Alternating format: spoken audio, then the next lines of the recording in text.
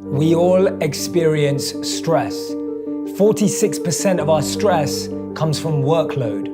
28% of our stress comes from people issues. 20% of our stress comes from balancing our personal and professional lives.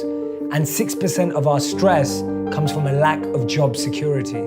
The majority of Americans say that financial trouble gets their anxiety to skyrocket, and 72% of us agree that financial difficulties can be a big cause of stress.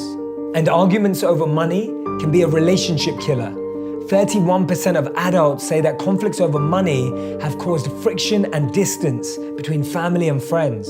And the biggest challenge is we bring all of that stress back home. And then we dump it onto the people around us. So often the way we interact and behave with the people we love the most is not based on how we want to behave, but how our stress makes us behave. All of our relationships become like trash cans where all we do is we dump that stress into them, on top of them, and into their lives. I've always loved the 5x5 rule. If it won't matter in 5 years, don't spend longer than 5 minutes or 5 hours worrying about it. So many times the things we stress about are insignificant. They make us feel something in the moment, and we start making permanent decisions based on temporary emotions. We start saying things like, "You always do this," or "You never do this." And the truth is, no one always does anything and no one never does nothing. And we all need to ask ourselves, are we carrying weight that's not really ours to carry? Is there some unpacking that we can do? Is there some baggage that we can leave behind and let go of? Because sometimes the weight we need to lose isn't on our bodies, but it's in our minds. And the biggest challenge with keeping on carrying that stress is what we do to let go of it, or at least what we do to think we've let go of it. 31% of us turn to caffeine to reduce our stress.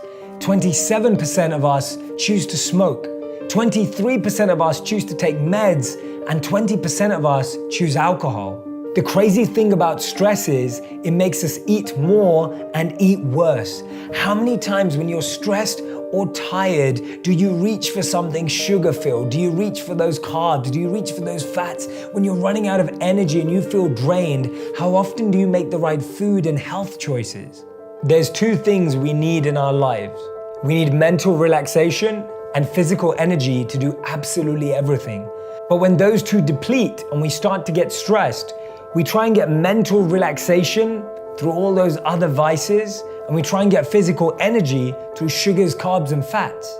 When it comes to energy, natural exercise is such an incredible way of releasing endorphins and genuinely feeling that boost within our bodies. When we start in the morning, whether it's a walk, whether it's hitting the gym, whatever it may be, hitting that punching bag at the gym is far better than hitting that bottle of wine in the evening.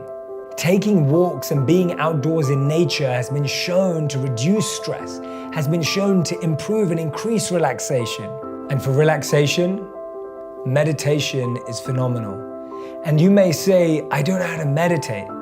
And if that's the case, just being able to sit still, sitting calm, be aware of your surroundings, taking in the sights and sounds in a deeper way, not just looking at a tree for the tree that you walk past every day, but focusing on each branch, each twig, maybe the animals, maybe the birds, being able to give your attention, being able to give your presence and awareness to the moment, just for 2 minutes or 3 minutes or 10 minutes, can provide so much stillness in your outer and inner lives.